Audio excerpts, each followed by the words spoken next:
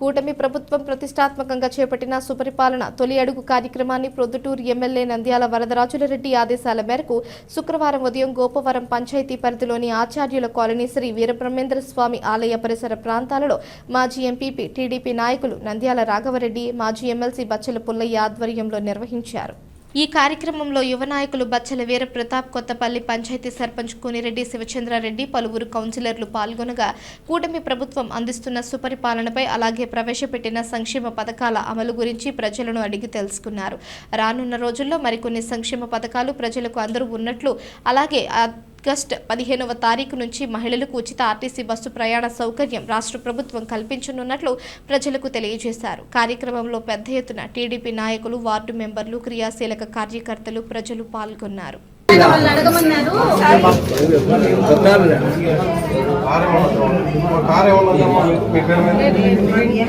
మీరు పాడిలో సంతిల్లమ్మ ఇది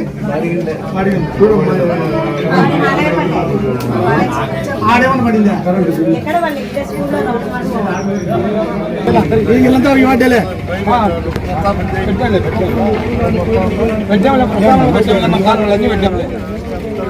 మొత్తం కార్యకర్తలతో కలిసి ప్రతి వీధిలో తిరగడం జరిగింది.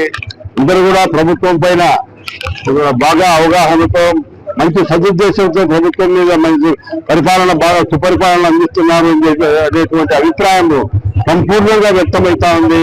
ఏదో ఒకరిద్దరు మాత్రం మాకు పెన్షన్లు రాలేదు, ఎవరు ఇల్లు లేదు అనే వాళ్ళు ఉన్నారు. కానీ ఇల్లు అనేది కూడా త్వరలోనే మేము తెలుగుదేశం ప్రభుత్వం ఈ టైంలో పోయిన జగన్ గవర్నమెంట్ లో, పోయిన ప్రభుత్వం టైంలో ప్రొద్దుటూరు పట్టణానికి 25,000 ఇల్లు ఇచ్చినారు. ఇంకా ఇల్లు ఇవ్వలేదు వాళ్ళు ఉన్నారంటే ఏదో చాలా దురదృష్టకరం. పోయిన గవర్నమెంట్ మరి ఇళ్లలో ఎవరు చేరలే, వాళ్ళకి ఎవరికి ఇచ్చినారు అంత పక్కగా ఎవరికి దొంగ పేర్లు పెట్టి దొంగ పట్టాలు సృష్టించుకొని ఇచ్చినారు తప్ప ఒరిజినల్ గా ఇల్లు కావాల్సిన వారికి ఇచ్చింటే కదా ఏ ఒక్కరు కూడా ప్రొద్దుటూరు పట్టణంలో మిగలకూడదు.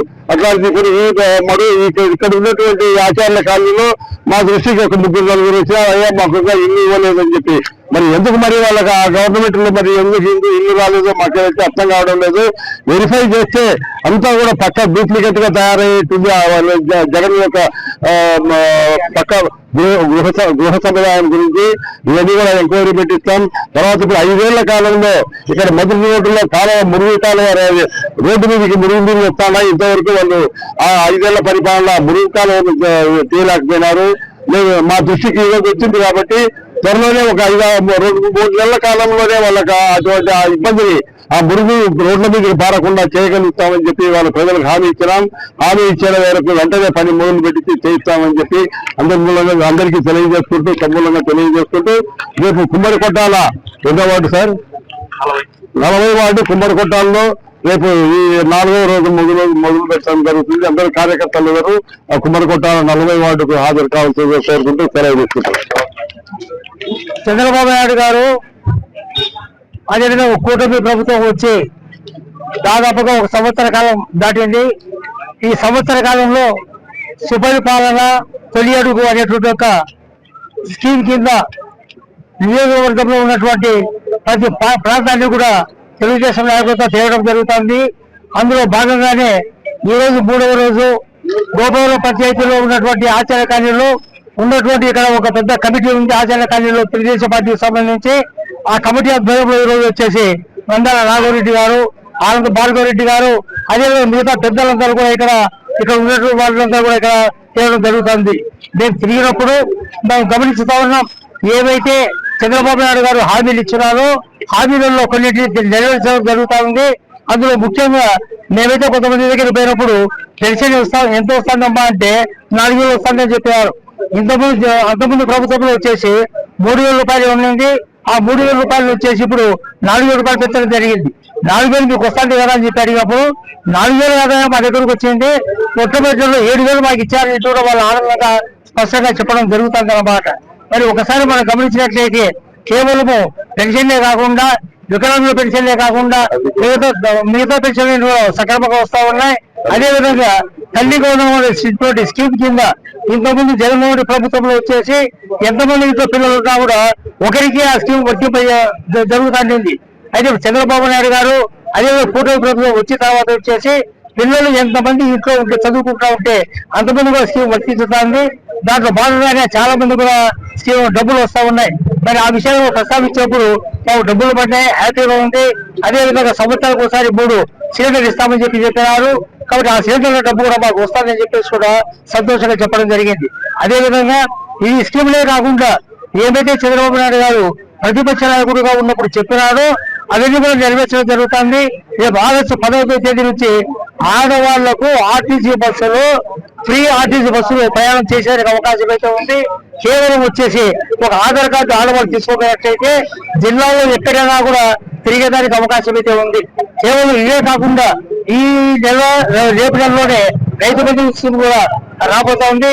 మిగతా స్కీమ్లలో ఒకదానికి ఒకటి కూడా రాబోతా ఉన్నాయి. కేవలం సంక్షేమ కార్యక్రమాలే కాకుండా ఆంధ్రప్రదేశ్ రాష్ట్రం ముందుకు పోవాలి కాబట్టి, అభివృద్ధి చెందాలి కాబట్టి అభివృద్ధి కార్యక్రమాలు జరగాల్సిన అవసరం ఎంతైనా కూడా ఉంది. మరి మనం ఒకసారి చేసినట్లయితే రాష్ట్రంలో వచ్చేసి రాజధాని నిర్మాణం ఒక పక్క జరుగుతుంది, అదే పోలవరం నిర్మాణం ఒక పక్క జరుగుతుంది. వాటితో పాటు స్థానిక సమస్యలు ఏవైతే ఉన్నాయో అవన్నీ కూడా నెరవేర్చేదానికి అవకాశం అయితే ఉంది. మీరు గమనించవచ్చు, చంద్రబాబు నాయుడు ముఖ్యమంత్రి అయిన తర్వాత లోకేష్ గారి యొక్క ఆధ్వర్యంలో వచ్చేసి ఆంధ్రప్రదేశ్ రాష్ట్రానికి చాలా కంపెనీలు పనికి వస్తా ఉన్నాయి. కాబట్టి కంపెనీలు వచ్చినట్లయితే తప్పనిసరిగా వాళ్ళకి ఉద్యోగ అవకాశం చేపలకు వచ్చే అవకాశం ఉంది. ఇక్కడ కడపలో ఉక్కు ఫ్యాక్టరీ కూడా చెప్పినారు కాబట్టి విభజన చట్టంలో చెప్పడం జరిగింది. సో దాంట్లో భాగంగానే జమ్మలమడుగు దగ్గర కూడా ఉక్కు ఫ్యాక్టరీ ఏర్పాటు చేయబోతా ఉన్నారు. ఉక్కు ఫ్యాక్టరీ ఏర్పాటు కాబడితే ప్రత్యక్షంగా కానీ పరోక్షంగా కానీ మన ఏరియాలో ఉన్నటువంటి వాళ్ళకి వచ్చేసి దాదాపుగా ఎక్కువ మందికి వచ్చే అవకాశాలు అయితే ఉన్నాయి. కాబట్టి ఆ విధంగా ప్రభుత్వం ముందుకు పోతానికి తెలియజేస్తూ మరి ఇక్కడ స్థానికంగా వచ్చినట్లయితే కేవలం అభివృద్ధి కార్యక్రమాలు అదేవిధంగా సంక్షేమ కార్యక్రమాలే కాకుండా మొట్టమొదటి వీధికి మేము పోయినప్పుడు వచ్చేసి కింద పిల్లలకు నీళ్ళు డ్రైనేజ్ ప్రాబ్లం ఉంది, అది కూడా తీస్తామని చెప్పినారు.